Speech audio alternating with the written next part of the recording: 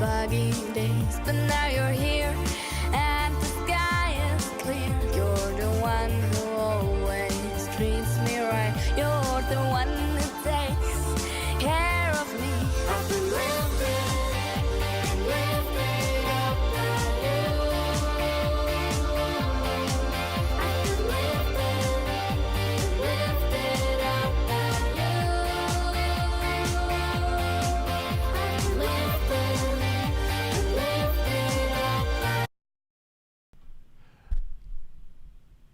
All right, welcome to MG Wellness Ask a Doctor. We want to get a couple housekeeping things done right away. So as we get ready to introduce Dr. John and Dr. Kelly, let me remind you how you can ask questions. You can do it right here on Facebook. All those who are joining us on Facebook, thank you so much. Look forward to reading your comments here in a few moments. Or you can do it directly on YouTube, or you can email us at support@mgwellness.org. We'd love to answer your questions. We have lots of things we're going to be talking about. We're going to be talking about processed foods and cancer. And so let me, without any further ado here, bring up Dr. John and Dr. Kelly live from the MG Wellness Studios. So Dr. John, Dr. Kelly, I don't know who's going to start out, but let's start out by two definitions. What is processed food and what is cancer, since we're talking about the correlations between the two things? All right. I will answer what is processed food. So in our modern world, processed food is kind of split up into four different categories from unprocessed food all the way to ultra-processed food. That's called the NOVA categories, and those came about in 2016. And processing of food really means that food is modified chemically, or things are added to it, things are done to it, to either make it look better, like make its color more appetizing, make it taste better, or to make it last longer on a shelf. And so that NOVA classification, there are four different categories. Categories 3 and 4 are the processed and ultra-processed foods. And those are the things that we're going to be talking about tonight in relationship to risk for cancer. I still remember, even when I was a kid, standing in the kitchen with my mom laughing about how they dyed broccoli. to make it greener. Yeah. And it looked like almost gross. fluorescent. It was so, Yes. but so being the geeky member of the two, you okay there? Yeah, I've got a little bit of residual cold. So if I sound like I've been smoking, like we talked about last week, She hasn't. I apologize because I have not been. Just getting over the cold. So being the geeky member of the duo, I'll talk about cancer again. So what is cancer? Cancer is an abnormal cell from your own body. How do you define it? You define it, ultimately, 3 things have to happen for it to be cancer. It has to be able to invade tissue around it. It has to be able to spread or metastasize. And it has to be able to be immortal, meaning that it lost its innate programming, cell death, meaning all of our cells should die at their own time, a prescribed time. Like, for instance, a red blood cell lasts 120 days. That's how they're made. If it loses that ability and becomes immortal, then it's cancer. A 4th thing, which is not truly the definition, but is something common with cancer, is that even when the host is dying and not able to eat and getting what we call the anorexia or cachexia of cancer. And the host is the person who has the cancer. So even when the person with the cancer is unable to eat anymore, the cancer is still able to live for a while because it steals the nutrition. Yes. So those are that's the definition of cancer. And cancer cells, something that Dr. John was referring to, they come from your own body. And so one of the things that we'll talk about tonight is what are things that occur in our own body that allow a cancer cell to survive and thrive in our body? And are there things that we can do to ramp up our body to be able to destroy that cancer cell before it wreaks havoc on us? And also, going back to what we talked about last week about lifestyle cancers, straight off, 30% of cancers in the United States come from diet and processed food. 30%. Another 15% come from obesity, which is also related. So, essentially 45% of cancers are related to the stuff we're going to talk about tonight. That's unbelievable.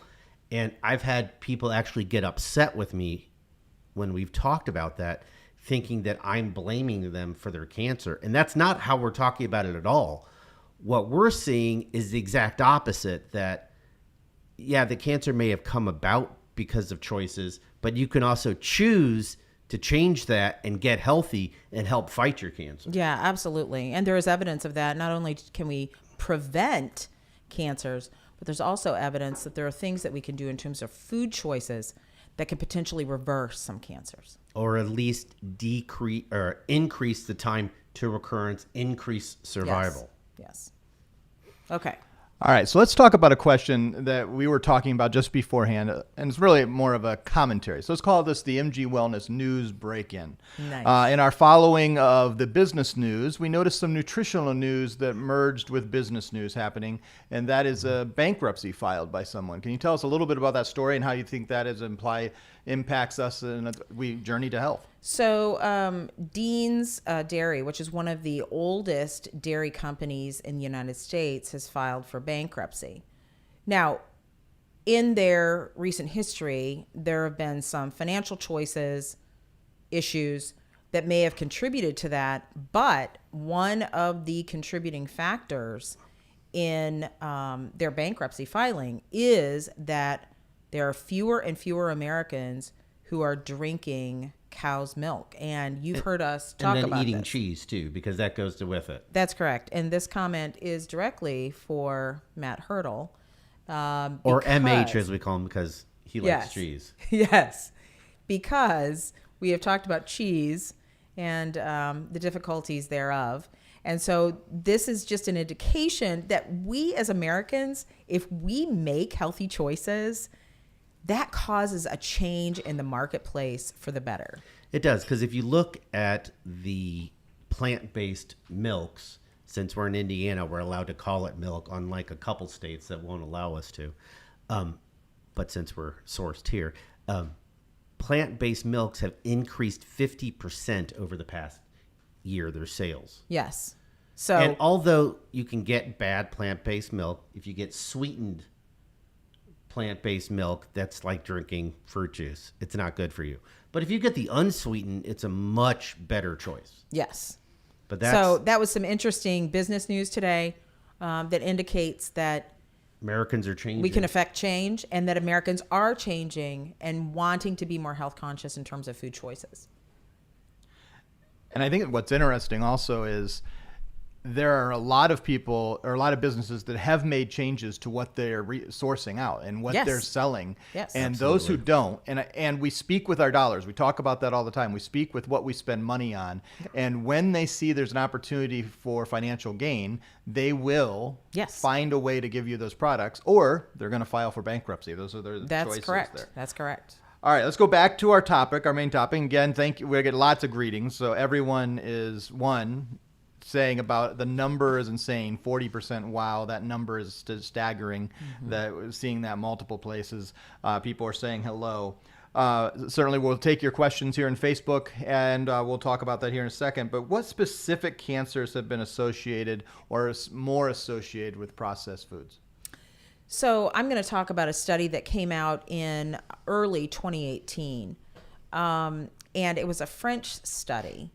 And it showed that if there was just in a large group of people, about 105,000 people, if there was just a 10% increase in their consumption of processed foods, there was a 12% increase in multiple types of cancer and an 11% increase in breast cancer. So let me boil this down. The increase in cancer risk was greater than the increase of processed food consumption. So what that says is processed foods really increase our risk of cancers. And it had a general category of kind of all cancers and then breast cancer, but there are other cancers that are increased. The data is coming out more and more. The two that we know the most about, breast cancer and then colorectal cancer with processed meats. Bacon, sausage, salami, bologna, general lunch meats, deli meats. Those lead to colorectal cancer. So those are the two biggest. When you add in issues with processed food and obesity, which, as we said, all goes together, then you add in the ovarian cancer, the pancreatic cancer, the esophageal cancer, endometrial cancer, liver, hepatobiliary.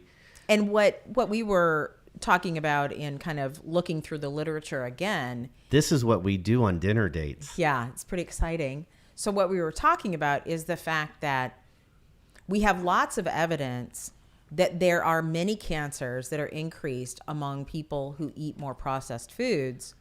But in terms of lots of individual studies linking processed food to a specific cancer, those studies I think are either ongoing or going to be done because we're at the very early stages of this. I mean, this French study that came out was just a year and a half ago.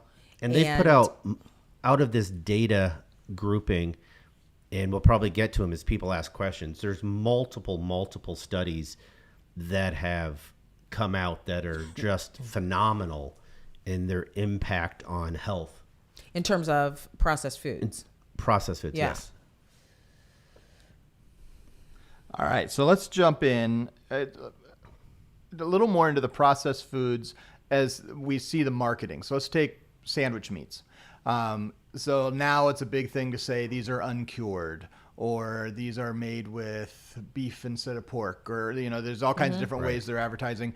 Nitrites are always these are nitrite and Nitrate-free and nitrate-free. Sometimes they'll say they play little games on how they do it, but they're obviously saying that this must sell more because this will be healthier. Is it healthier? Are these things important to that? Many So- are not healthy. Read the labels, as we've been saying a lot in our post on Facebook and on Instagram. the gram. Yes. Read the labels, because if it sounds like a science experiment, it's a processed food. Just nitrites and nitrates, just smoking or curing or salting, those, that's not just the issues. There's lots of preservatives out there that are not healthy for you. Yeah. In fact, There's only one brand we've seen so far. yes, and I'm sure there are others, but one brand that we have seen more widely is Yes. Plainville lunch meats. And- Go ahead. I was just sorry for interrupting. Why don't you take a drink? Okay. You're about to cough again. I know. Plainville, the big thing about it is it doesn't last very long on the shelf. That's the whole point. If you can keep a box of lunch meat, and I literally bought this for our kids growing up before I Sorry, got health kids. educated. We were But wrong. if you can keep a box of lunch meat in your fridge for 4 weeks and it doesn't rot, that's a problem. That means the food is not good It's for got you. preservatives. Well, how in it. about things that are shelf stable for 6 months that are supposed to be a meat product? That can't be good. It's That would be a not. meat product, not meat. If you call it a meat product, then that means it is processed. Yes. That's what that means. Yeah, you're not going to catch a fish and leave the fish sitting on a shelf for 6 months. Yeah, that doesn't. It that doesn't wouldn't work. last a day. Yeah. It'd probably last about an hour before Kelly threw it out. The other thing, If it lasted that long. the other thing that can be added to a lot of the lunch meats, or salamis or whatever, is sugar. Different forms of corn, sugars. solids, They can be added to a lot of those, and that's the other large food area of processing is the sugars that are added, the high fructose corn syrup, the corn solids, all of that. Then you get into the fillers and the additives like maltodextrin, Right. which is Awful for you. awful for you. So reading the labels, if it just says turkey, then Good. you're good. All right. Well, let's go into a couple of these questions here from our Facebook commenters. Sue asked, I've noticed that there are processed foods that are labeled organic. How can that be? It's such a game. It's such a business game. So Something can be organic. It can come from, it can't be. It can be a level of process. yes. It has to have. It has to be from an organic source as defined by the USDA. a potato, But a whatever. it cannot be chemically changed from its original substance or state. Meaning, you can't take turkey and make it into a Jell-O and call it organic still, because that's a chemical process that has to occur. But a lot can be done to a food. Yes, but There's a limit. there's a limit. Natural, that is the word That means that you should nothing. run from. Natural means absolutely nothing. You can have natural flavors that are pretty disgusting. In fact, we've made a couple posts on that. And that we have a couple more coming out over the next several days to follow up on this that will address exactly what you're talking about, Sue. Post today was on processed food. Mm-hmm. We're going to have one on what's the difference between artificial and natural. Right. And what is organic natural. These are all coming out in the next Right. several days. So thanks for beating us to our posts. and thanks for Good the job. foreshadowing. Good job. All right. Sean asked, what about turkey bacon? Is there any market you'd recommend? So, if you absolutely, I'm going to say this, and I'm probably going to regret saying this, but if you absolutely have to have a form of bacon, I'm going to say choose that. However, there are still a lot of things that are done to turkey bacon. If you look at the ingredients, there are a lot of things that are done to it that are not, they're not the most helpful. We could certainly choose a different meat that would be more helpful. But on the list of, we've mentioned this before, we haven't mentioned it tonight, but the World Health Organization categorizes bacon, salami, bologna, processed meats as a class 1 carcinogen as bad as tobacco. And turkey bacon, do we have any evidence that it's that bad? No, but it hasn't been around long enough. Evidence to say that it's good. That's right. There's still, if you look at the ingredients, I have looked at it to try to convince myself that there's any goodness in it. And if you look at the ingredients, it's just got a lot of stuff that has been done to it. It's the same to statement. Modify it. If it looks like a chemistry experiment, has lots of 8s and ites, it in shouldn't the label, be that way. Then you shouldn't be eating it. And frankly, do turkeys have bacon? I don't know. So, I would not recommend it to be the cleanest and the most anti-cancer. Yeah, it's not going to be anti-cancer, period. Yeah. So, coming back, let me just a little bit of housekeeping. We like to do this every few minutes as people are jumping in here. You can be asking questions and comments in the Facebook or YouTube. You can email them at support@mgwellness.org. We're here. We'd love it if you'd interact, ask questions, anything you have. Nothing is off bounds. We may just not answer it, but you are welcome to try any questions you want to. And let me also remind you, we've sent out our first newsletter last week. It was wonderful. If you missed it, you missed out. Some of the best writing you will have ever heard from two doctors. And if you are not on that email list, we sent an email reminder reminding you of this live Ask a Doctor night. You can go to mgwellnessnewsletter.com. mgwellnessnewsletter.com. It's pretty simple. You can remember that. Put your email address in there. You'll be getting our great emails, making sure you keep up to date because there's lots going to be happening in the next weeks and months here from MG Wellness as we continue on our mission to help people take their next step in their journey to health. Let's go back to the couple of the questions that we had ahead of time. And again, you guys can jump in there anytime and ask us any of these questions. Dr. John, Dr. Kelly, can you tell us, is there evidence that eating organic foods can decrease cancer risk? We've already kind of touched on organic and natural and all that, but Yes. does organic really help? Talk Yes. about the study. And so, oh, you want me to quote a study? Really? I do want you to quote a study. It's shocking.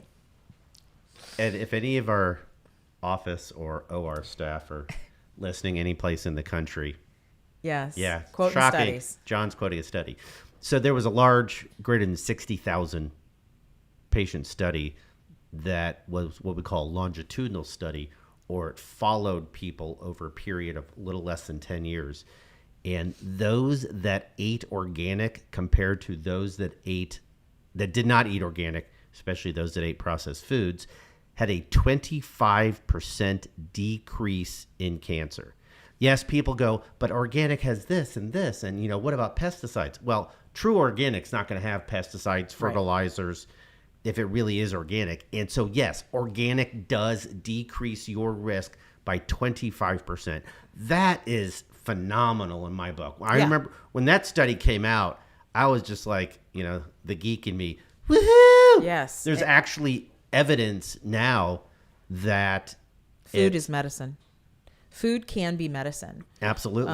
One of the things that I frequently say is food is either going to help you or it's going to harm you. There's really not an in-between. So and junk food is not food. Right. Junk food is junk. Yeah. Junk food's junk. And this is the deal.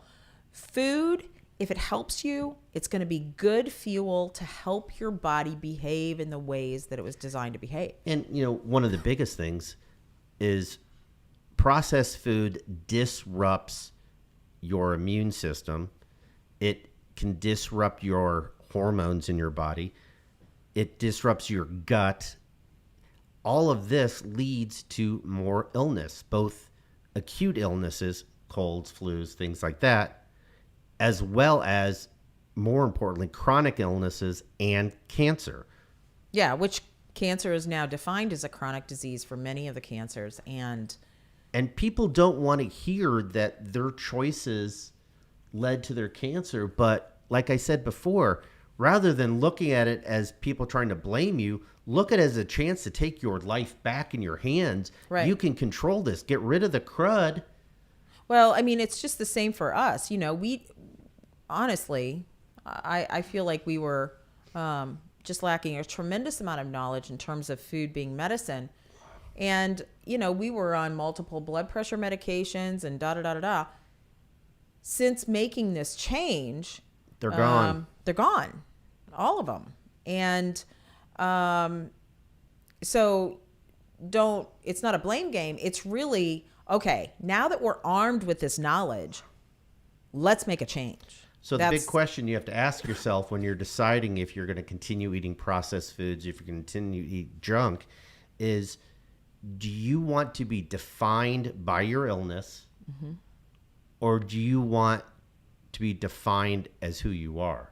As who you are with something that is manageable, that you can make choices to help yourself. Because you have the opportunity to take back your health. I mean, it's an incredible opportunity that we can actually do something to prevent ourselves or from having chronic disease or reverse. And you're helping local farmers, and Big Pharma doesn't like it because guess what? They're not going to make the money.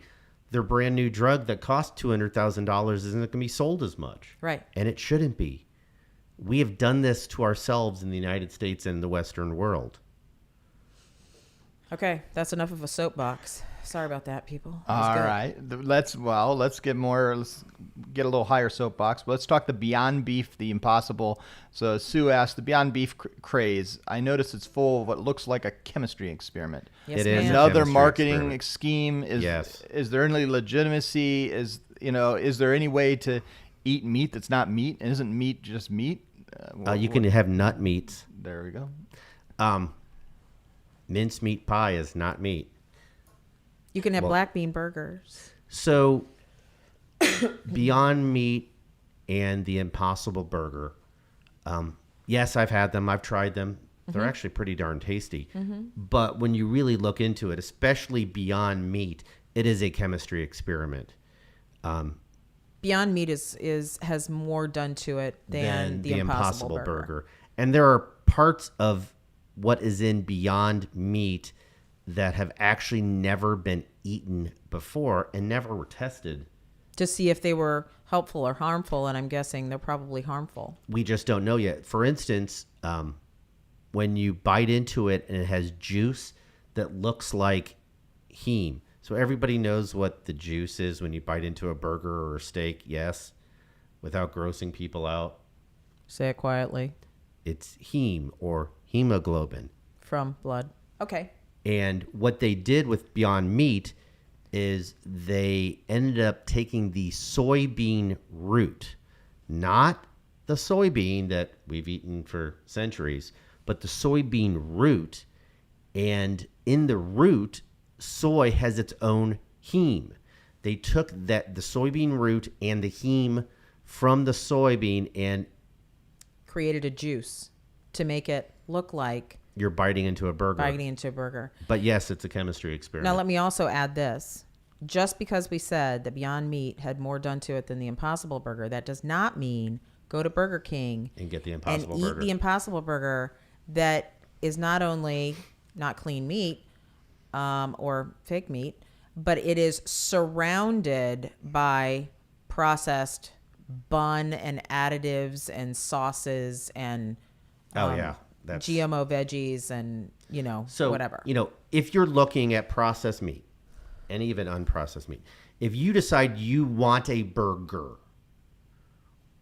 what's the best thing you can do? Is it better to get a Beyond Meat burger?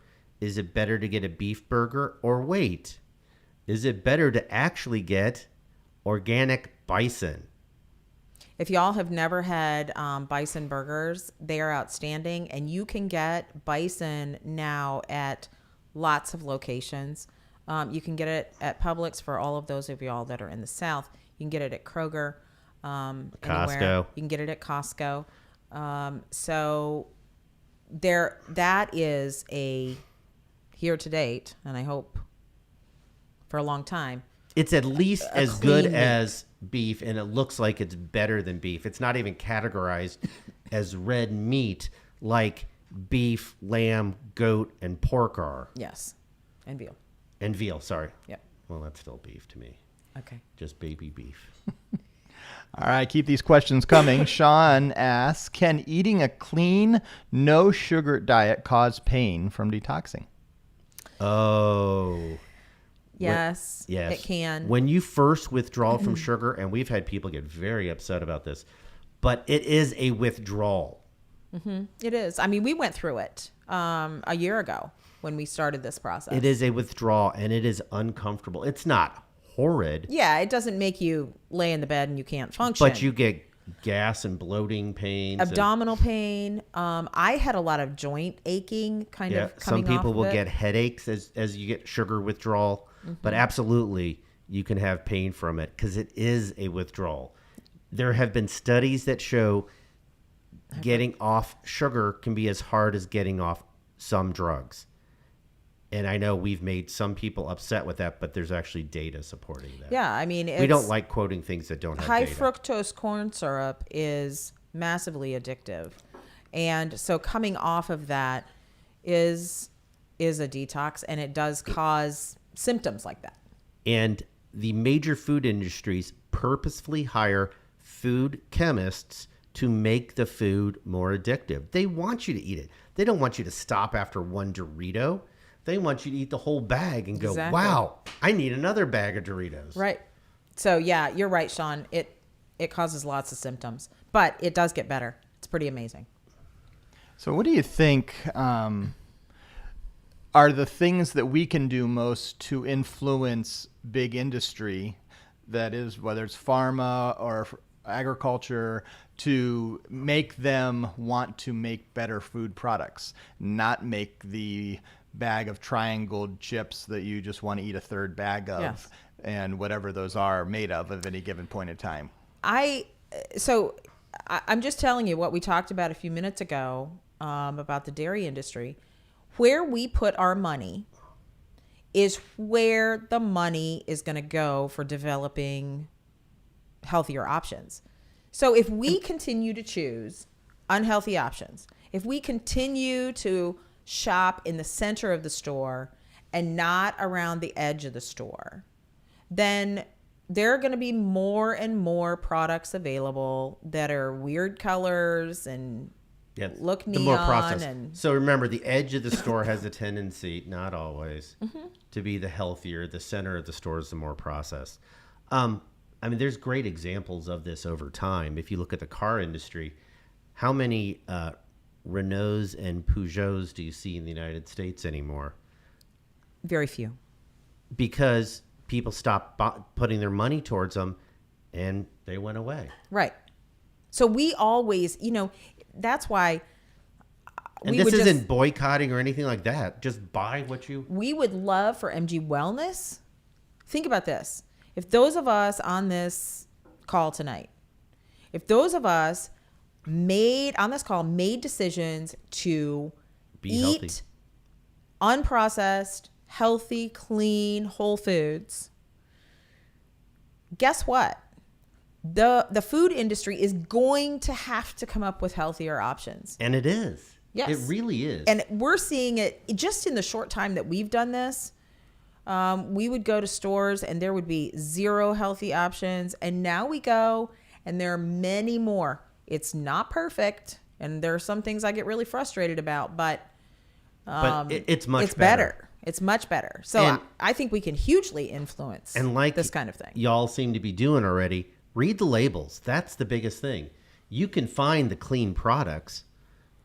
Read the labels. Yeah. And if there's questions, then I'd love to, email support at MG Wellness and We're happy say, to. hey, What about this? what about this label? Maybe we can turn it into a post. Yeah. or put it right on the Facebook page, or make a Yeah. comment right here. Let's talk a little bit about what are some things we've mentioned a few. What are some things we suggest? Like, what can you buy? You go to the grocery store and you get to the outside.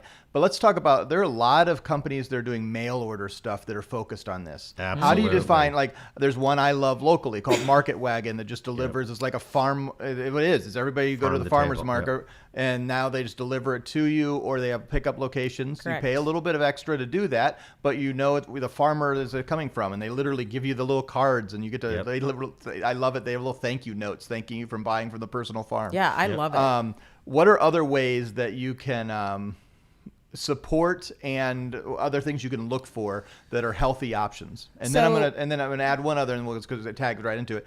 And how do we do that then also in restaurants when we're eating out? Okay. So first, we'll talk about websites in just a little bit that offer some options. But in your local community, large or small, there are people who are concerned about this kind of thing that have some sort of farm to table capability.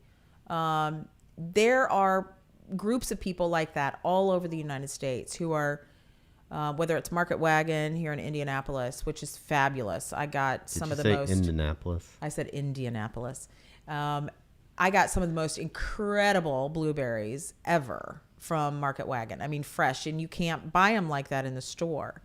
So incredible. So look for those opportunities locally. Talk to people about it, because that helps your local market.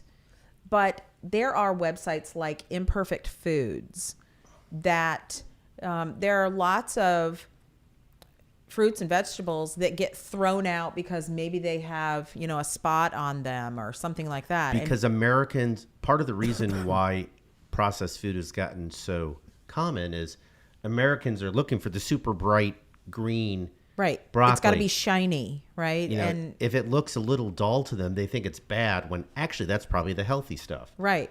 So Imperfect Foods, based on your income or how much you want to spend, they will give you options of what you can order, and it comes right to your door. So that's a website that we really highly recommend. And honestly, you can use Amazon for things. Yeah, believe it or not. You And can. Whole what's Foods. funny is, say you're trying to make a healthy spaghetti. Yes, I said healthy spaghetti. I saw someone do this last week. I did.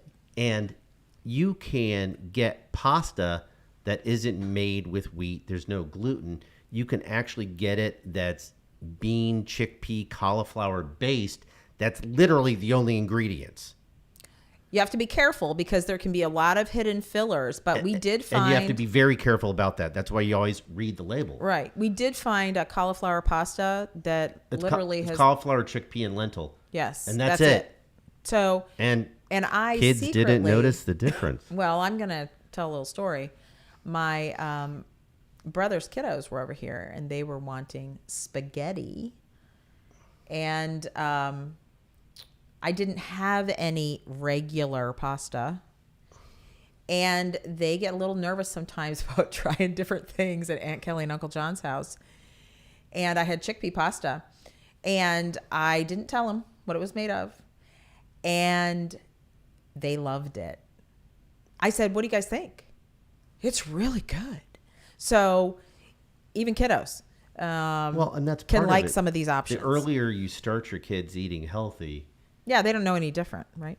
They don't know any different. they don't need the sugar So filled. let's answer Nate's last question, which is how do we do this in a restaurant? So we made a deal when we got married that I was doing the same job he was, and I didn't feel like cooking when I got home. And so We go out to eat a lot. We go out to eat a lot.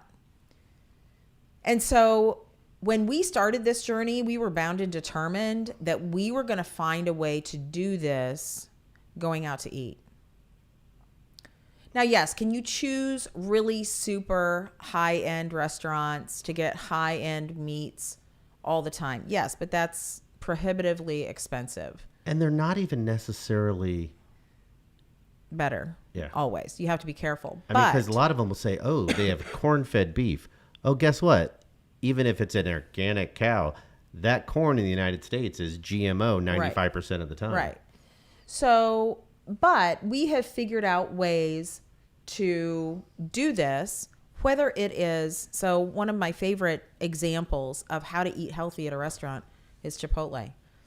Is it perfect? No, but you can get so many healthy options at Chipotle.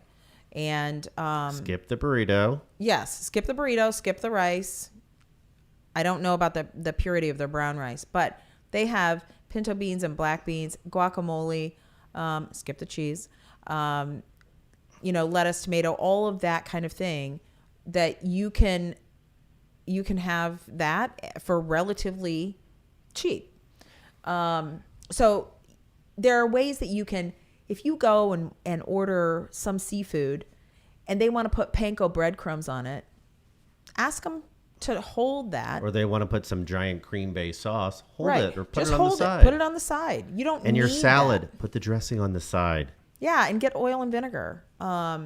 You can, or lemon and olive oil. You can do lots of different things like that to make going out to eat not horrible at all. And there are lots of veggie sides that are available. So those are some ideas. Well, and I think one of the things is go to places that actually are cooking food and not Yes. just simply reheating trays of Correct. things. Because Oh, then yes. when you ask them to keep something out, Yes. they can, because it's not Yes. just pre-packaged and already put together. Absolutely. And so Absolutely. being able to do that, and there's becoming more and more. So, and you're speaking of being able to do money, I was reading like Chipotle's testing vegan cheeses. Yes. They're Yes, they are. testing Yep, we heard about a yogurt-based sour cream that would, still dairy, but It's showing at some least different better. pieces. They're Yes. showing who knows what else they may test. And if in those test markets, if you happen to be in one, I know Fort Wayne, Indiana, just up the road from us, is one of those test markets that gets some of those things. If you buy it when you're in there, it will cause it to be on the market in other places. Yep. And then you see things like Core Life and other restaurants that Yep. are popping up that are Core Life Eatery. Yep. that have very good strategies at trying to be healthy. Not everything is healthy in those places, and it's not healthy for everyone, but Yes. it's Right. improving. And there are more and more, even though I want to caution about vegan options, because vegan options can sometimes have a lot of cheap carbs and fillers in them. But there are more and more good, healthy vegan options as well. And I never, ever thought that I would be saying that in my entire life, but I am. All right, just a couple more minutes here, probably about 15 more minutes. We'll be live here if everybody keeps asking questions. But again, you can ask questions here in the comments on Facebook or YouTube, or email us at support@mgwellness.org. And so we're watching for those questions. We'd love to see some more questions here before the end of the night. But then also, please make sure that you are signing up at mgwellnessnewsletter.com, because then you can learn things about MG Wellness and the happenings. And so I'm going to come back out of this little commercial and ask Dr. Kelly and Dr. John to give us the elevator pitch. We'll do without the music this time, of what MG Wellness is and why they have started this new organization, what their dreams are as we continue to build this in just a minute and a half or less. So we have been on a journey, a personal health journey that has caused a professional health journey. And it has now launched MG Wellness. MG Wellness really came out of a desire to come alongside people, whether that's our patients or their families or friends or anybody that this can reach, come alongside and sort through some of the really, really confusing medical, nutritional healing information that's out there. There's so much controversy. In fact, we read a study about that yesterday. We have a post coming out about that too. Roughly 80% of Americans look for health information about food. Out of that, a huge number of people realize that the data is actually very, very confusing and often contradictory. Right. And so MG Wellness wants to be a force to try to help sort through that information so that you can feel armed with knowledge when you go shopping or out to eat or making nutritional decisions for your family. And not just nutrition, but health in general. Because we have taken care of the sickest of the sick for the last 20 years apiece. And now we want to try to come alongside of you and keep you from getting sick, or to help heal you nutritionally, rather than watching what we've been dealing with for the last 20 years. Yeah, it's a lot more fun to try to help people get or maintain healthy than it is to treat just really, really tough diseases that are already here. If we could prevent or reverse some disease, it's even better. that'd be great. So that's our goal. All right. So let's talk about what can we eat, and specifically what can we eat that may reduce the risk of cancer in our lives. So we've talked about a lot of things we shouldn't eat, and we've mentioned some things you should eat too. But let's talk about specific things that we can eat that we know strategically we're lessening the risk. It's never 100% of having cancer. and Nothing certainly is different types of 100%. cancer. Yeah. Except for death and taxes. Yeah, those are the two 100% things. Those could go up. What? So let me talk first about the large category of nutrition that has been shown repeatedly to help in the fight against cancer, and that is plant-based protein. Plant-based protein is protein that comes from plants instead of from meat animals. And especially land animals. Animal proteins have been, animal proteins, land animals specifically, have been shown to be very inflammatory to our system. And inflammation then gets our immune system into dysfunction. So, as Nate was asking, that means focus on plants. Yeah. And the two best categories of plants for preventing cancer, first one is Cruciferous. And what are the cruciferous Vegetables. What are the cruciferous vegetables? Okay, if I forget one, please fill me in. Broccoli. You'll be right at the ready, I'm sure. Broccoli, broccolini, kale, arugula, cauliflower, Brussels sprouts, Asparagus. Come on, your favorite in there. broccoli rabe. It's got a peppery taste. I said arugula. Oh, you said arugula. Yes, I did. Oh, wow. Well, you missed it. I missed it. I'm sorry. I anyway. wasn't listening. Anyway, So she got the cruciferous vegetables down, and the next category, doctor, is the allium. yes, the allium family includes onions, leeks, chives, garlic. And yes, you've all heard the garlic story from Dr. Kelly about me, but eating 3 cloves of garlic a week decreases your chance of prostate cancer. For all you men. Oh, yes, you're right. For you men out there, decreases your chance of prostate cancer dramatically. Just But 3 cloves. Just don't eat 15 roasted But garlic I cloves was trying to get 5 weeks out of it. at one setting. My word. But the allium family and the cruciferous vegetable allium's family. number 1, cruciferous number 2. And that's a lot of the things we talked about. Broccoli, cauliflower, Brussels sprouts, Yes. onions, garlic. Add those every day. Every Absolutely. day to your diet. Just very, very important.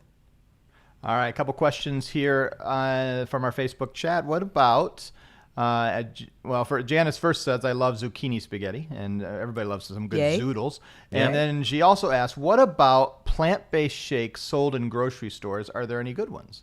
And so you're just talking about plant-based, and one of the ways to get some plant-based protein is these plant-based shakes. So how do we identify which ones are the best? That's really important. And, as Dr. Kelly was saying, we are both, as everybody is, very busy individuals, but as 2 surgeons, it's hard to have time to make 3 whole food, plant-based protein, organic meals a day. So we actually do plant-based Protein shakes. protein shakes twice a day, and then have a lean, green, clean meal. So in the stores, I think it's really, really important to look at the ingredients, because there can be Things in there you have things to be added careful. that you don't want But there are options that are available that are relatively clean. And so one of the first things, and Janice, thank you for asking the question that way, but I just want to point out, very important thing she said first, plant-based protein, because the vast majority of protein powders out there are whey or casein, and those are not good. Yes, you'll hear people say all the time, "Oh, it's better for you." No, it's not. They've been told that because It's from dairy. That's what the dairy industry wants you to think. Right. There's no benefit in it, and actually 66% of people actually have a lactose intolerance over the age of 2. So Even if you don't know it. even if there are protein powders that say plant-based, make sure that they're not sneaking in some whey protein or some casein, casein, into the mix. And watch for the other things like maltodextrin. Yes, that can be added. Now, there's a store up north called Fresh Time, and there are Whole Foods across the United States, and there are some clean plant-based protein powders offered in those stores. So One of the things you have to be careful of, and then I'll Sorry. let you finish, is that some of those plant-based protein powders do not include a lot of the very needed vitamins and minerals. And so supplementing sometimes is required because the nutritional power, the nutrient density of some of those powders is relatively weak. but the nutrient density is going to be better than trying to eat the vegetable itself. But if you have the option to eat whole foods, eat whole foods. But with the powders on top of that, as I lose my train of thought, you have to look at what the protein powder comes from. There are very few complete proteins in plants, meaning that you can get all the amino acids from it. Hemp is one of them. Pea protein is great, but you have to have something else with pea protein, whether it's a legume or even cranberries with pea with pea protein will give you complete proteins. But as Dr. Kelly was saying, it's very important to make sure that when you're looking at the percentages of recommended daily allowance, that you're getting your B vitamin, that you're getting The wide range of vitamins and minerals that are needed. You want to look at those percentages closely, and then look at the additives. But there are clean options out there. Just be careful of the nutrient density of it. And certainly there are becoming more and more options. There's Absolutely. Now, like you look at, but because you can get clean options at Kroger, that wasn't true probably 2 years ago. Right. Certainly the protein shakes have been around for a long time. It was certainly something seen more to be used by those who were high performance athletes Right. than as part of recovery. That's what the famous ones, the guys who drink the chocolate milk right after their Yes. gets the recovery, even though Yes. now they've learned and proven that that's not right. They're Not getting good. some positive, but there are other things going on. Anita asked, let's get to, because we don't have that much more time left. Anita asked, Swerve Sweetener, is this bad? I'm not even familiar with that.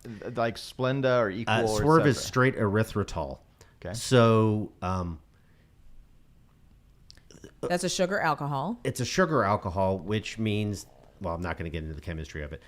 Thank the big you. thing about sugar wouldn't be done. alcohols are That'd be old. they sugar alcohols are very, very, very sweet. The original erythritol was actually found naturally. Now it's usually made synthetically. But the issue is with it that sugar alcohols are all laxatives. So Meaning if you have an issue with, it usually takes quite a gut. bit, but there are some people yes, John, I was Dr. John holding is my hand, who are very, very sensitive to erythritol. erythritol. So if it's not bad to have. No, it does not spike your blood sugar at all. It has a low glycemic index. It's fine to have. But if you use a sugar alcohol sweetener, and find that you have GI distress, rumbling in the stomach, bloaty, rumbly issues, that is a known. that can be the cause. Yes. Yes. Very and commonly. we figured that out with him. So he uses just pure stevia. We get it from Amazon. Because that's the one that only has Stevia. in it. Nothing else Because even Truvia is erythritol and... Yes. And we did a post about Splenda and Equal and how they have lots of yucky stuff in them. Was there sugar alcohol this week also? Yes. Yes, think it so. was. All right. Well, that's because we had a couple of people pop in with questions about stevia, which you just mentioned. But let's take that as a bridge and talk about why people should be following the incredible posts on Instagram and on Facebook that Dr. John Mosley and others are helping put together, and the information. Why should they make sure they are sharing and getting that information? We'd love to see that more. With our posts on Facebook and the Gram, and these two are being very humble. We all do all this together. We are trying to do things that are practical. Explain why sugar alcohols, what they are, like Dr. Kelly just did. Not necessarily bad for you, but Know this about it. But no, exactly, and that's what we're trying to do with our posts. Make them very practical. Occasionally, especially if these two aren't around to rein in my data-driven self, I will put out one that they'll come up to me later and go, did you really just post on something that had a chemical structure? Yes. We try to keep that But we try to out keep of it the practical. posts. And so that's why we believe it should be able to be shared, because our goal is to make little practical points that can help you on your journey to health. Yeah. So over the months that we've done this and built some of these posts, hundreds of posts now, if somebody were to join our MG Wellness community and go back through and read those posts, the amount of knowledge There's tons that of you information can gain to use in your life, nutritionally, exercise-wise, stress-wise, whatever that may be, is tremendous. And we love when people send questions to support@mgwellness.org or make comments on our posts, because we will often take those and make more posts out of them To answer those questions. And we love that, because we want to answer the questions that you have about your health. And frankly, it helps us to learn more. Absolutely. I mean, that's what's happening is when you all ask questions, that makes us go look up more scientific information. Because we want to give you the latest information out there. We don't want to quote a study from 1978 that, well, in 1978 it was good. It's been disproven for 40 years. Right. We want to 40. give you current information. So 41 years ago. I know, it's okay. So that's the purpose of those posts. If you go back and read that, it's a huge volume of information, and it's free for the sharing, free for anybody to join that community to gain that practical knowledge. And they're just little tiny tidbits. Most of them will take less than a minute to read. Yeah. So that's the hope. And we love it when you guys get excited and are asking lots of questions and comments and sharing back and forth. And that's our goal, because we want to make this information as helpful to you as possible. Absolutely. A couple more comments here. Amy shared that sugar alcohols are also often corn-based as well, which Yes, is they usually can be. GMO. They can. They can And be. Absolutely. and then Sean just wrote monk fruit, which is, I think we're Yes. seeing that more and more. And as we've- the sweetening of that. Give me time to answer that one. Don't take too long. I will have a post within a 10-day period Yes. on it, because I'm about that far ahead right now, I think. There are some questions about it. There's some very good things about it, but there are also some questions, and we actually need to do a post on that. And I'm glad you actually brought that up, because I was supposed to do it before and I forgot. Yes, I've been telling him to do a post on monk fruit. There are some very, very good things about it, but we'll draw attention in our post in a few days. I may make him move up that post. Sean. And I Monk think was a we will. great show with Tony Shalhoub, but in case you were wondering. Or whatever his name is. Well, and thank goodness the monks copied the Bible for all of us That's until right. Gutenberg took over. There we right, go. that's So there's so many good things about monks. Yes. But Andrea shared that my pain And Belgian beer. What? Andrea shared that my pain decreased significantly when I stopped drinking aspartame. I've heard that so many times. For those who do it. Absolutely. And finally Very, cut very out, true. Very cut that inflammatory. Diet Coke. It is so addictive. It's more that Diet Coke addiction is real. That's a great point, and that's actually one of the That's a big great studies study. that came out a little while ago.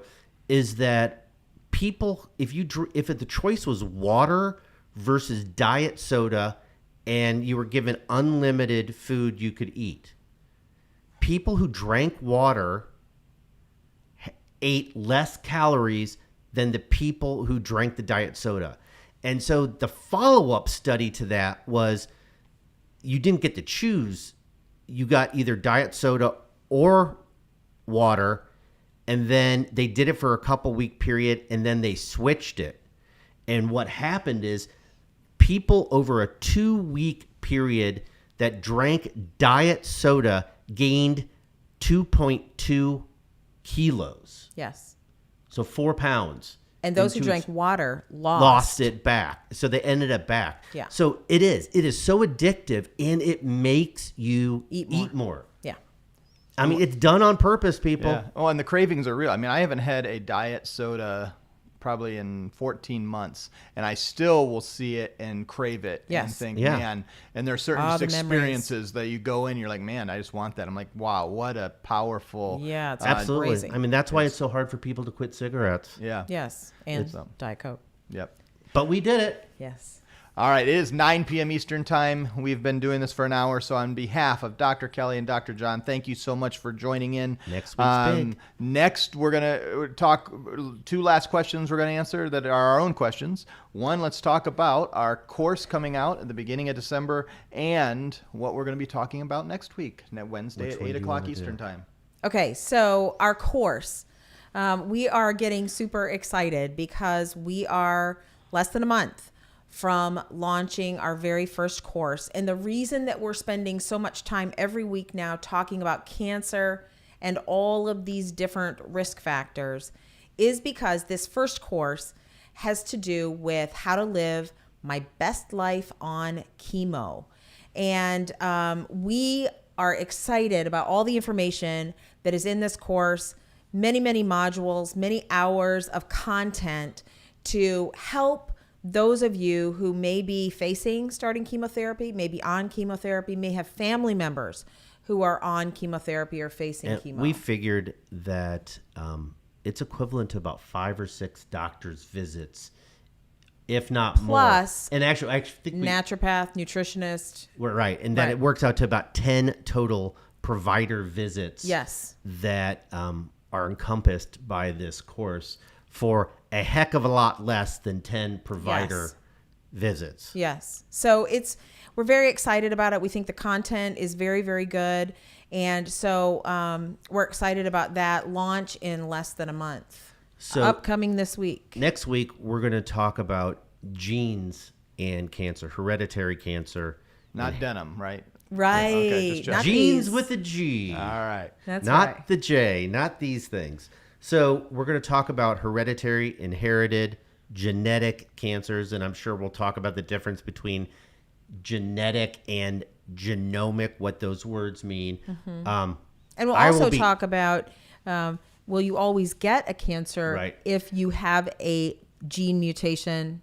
And And I why? will be really geeked out for it because my thesis and then my follow-up were both on genetically inherited inherited cancers. cancers. So So- that's what we're going to Woo! be talking about 8 p.m. Eastern, one Next week from Wednesday. tonight. All right. Thank Okay. you guys very much. Have a wonderful Wednesday night. Bye-bye.